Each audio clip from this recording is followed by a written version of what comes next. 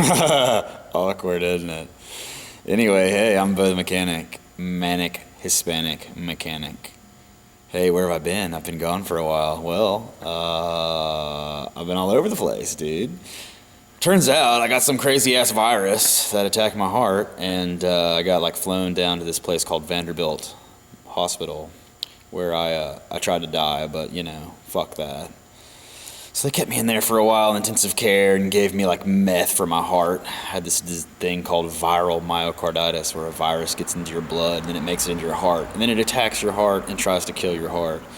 And turns out, like, you know, you actually need your heart. Like, I thought mine was black like coal, and in reality it must be alive, because they went in with like crazy little like microscopic things and took biopsies of the heart, and they like hook you to crazy shit through your neck with like balloon catheters straight into your heart where they can drop drugs on it. And it was pretty brutal. I wouldn't wish it on anybody. So if you get viral myocarditis, you know, a lot of times you just die. Like 40% of the time you just die, so it doesn't fucking matter. And then the other like 30% of the time you just don't ever heal and you need a heart transplant. And then luckily for me, I'm like part of the small percent that somehow magically healed. And I don't know how, and I'm definitely still questioning how I even got better, but I did. So look, I'm back here at the shop fucking around, taking drugs and shit, and just keeping it real. But, you know, so what have I been doing? Well, like I said, I've been in the hospital for a while, and I couldn't even walk or do shit for like a month, you know, but now I'm up and about, and my heart's back to normal.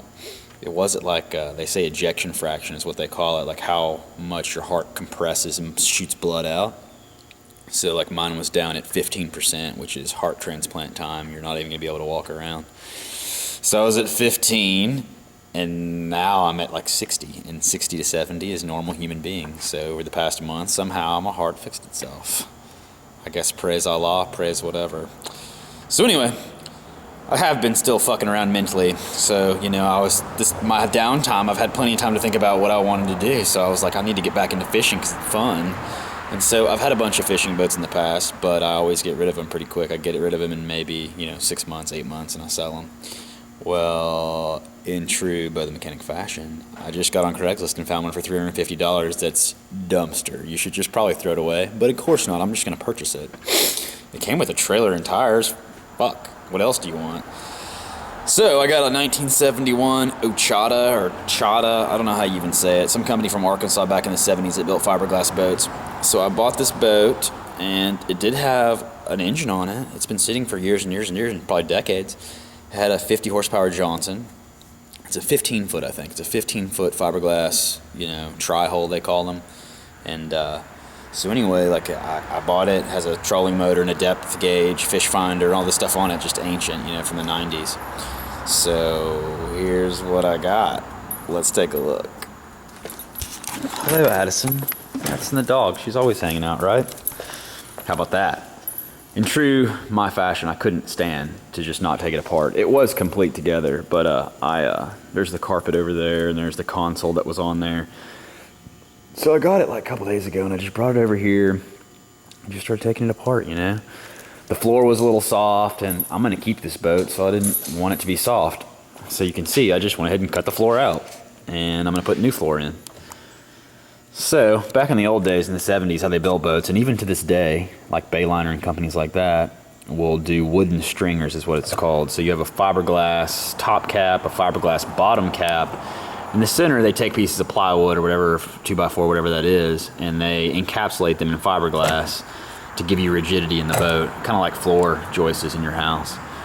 Underneath that seat's a live well, that's why I didn't cut it out. The live well it's got a hole that goes straight down to the bottom of the water or lake, and it lets it fill up with water, and you shoot water out and aerate it so you can keep fishing there.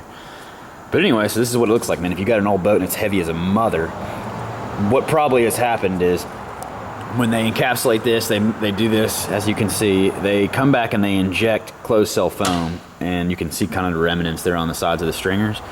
That closed cell foam, unfortunately, is great for, 10, 15 years, but eventually it becomes logged with water if it's exposed to water, and guess what? It's a boat. It's exposed to water.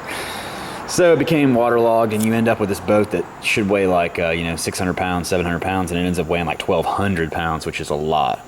So I just went ahead and said, fuck it. I cut the whole floor out. It was all rotted and soft. and I just took all that foam out because it's heavy as shit. I probably pulled 400 pounds out of this boat.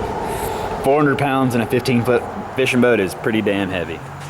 So let's check this out. You got your trolling motor, and it actually works. That's what's so weird is all this shit worked. It's just old as hell.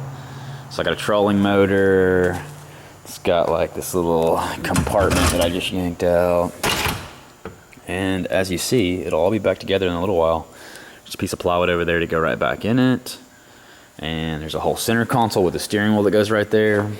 And then, you know, gas tank and batteries all go back there. It's just a shitty, cheap fishing boat, you know, to get on them fish. A lot of people hate these things, man. If you can see right there. See, it says the Johnson Hydroelectric Drive. Everybody that I could even find online hates these things because it doesn't have a shift cable. It's just got one throttle cable that goes into this bad boy. One throttle cable right there just runs through, and this is just wiring. So that one throttle cable actuates both the carburetors, and it also actuates 3 hydraulic solenoids down in the unit, the lower unit itself. And that gives you your 3 gears, which is forward, reverse, and neutral.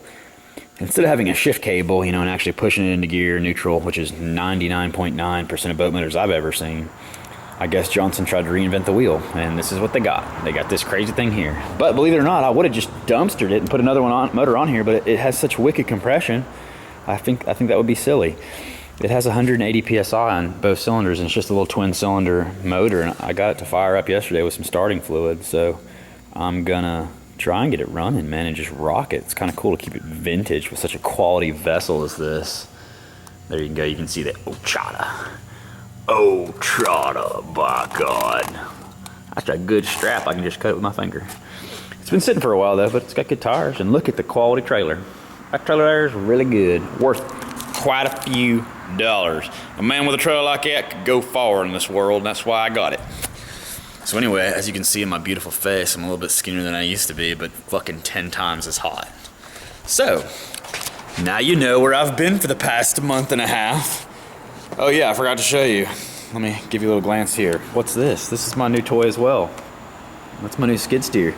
Oh, I got a video coming up with that one. Soon I'll post that video as well. I've been working on it. Alright, well you guys just stay tuned, and soon I'm going to have a new floor in this bad boy. And then we're just going to keep on keeping it real. Ciao. Hey, here it is, day 2. Let's check this floor out. Got your flow in. It's not the greatest job, as you can see. There's some gaps. But you can see all that rotted shit's gone. I got it all gone, ripped it all out, got all the foam out. It's all over in the trash over there. And now the boat's about 400 pounds lighter. This is just all plywood. I forget what rating it is. Let's see. I don't even know. It's straight up sheathing, but this shit does not rot for a long time. OSB will rot, but this kind of plywood, it'll last probably 5 years. So if you wanted to do this and have it last for your entire life, you might want to get marine plywood, but it's 120 bucks a sheet, unfortunately. This stuff is $25 a sheet and lasts 5 years. And in 5 years, who knows what will happen. I could be dead. Who knows. But let's show you. You can get up here and walk on it. There's no flex in it at all. I didn't cut all the floor out just because it's a bitch, and you can see as the boat, like, that's actually the hull of the boat as it kicks up. So this is like straight fiberglass. There's a little bit of wood right here, and this kick out, and there's like a little bit right here, and you can see the gap. But yeah, like I said, it's a fucking John boat that I bought for $300. Once I roll the carpet and stuff back on it and glue it all down, you'll never even notice. And that's what I do now. So I got the floor in and got the carpet in, and I decided to build more deck. There you go. Carpet's in. Obviously the center console's not yet. I decided to go ahead and put a bigger platform in. It's just way easier. I didn't like, that's tiny, you can't even use it, so I made this way bigger. I'm gonna cover it in carpet. And as you can see, man, I got the back one in, and the motor's about to get yanked off. And I'm gonna put another Mercury 50 on it. That's newer. This old one runs wicked.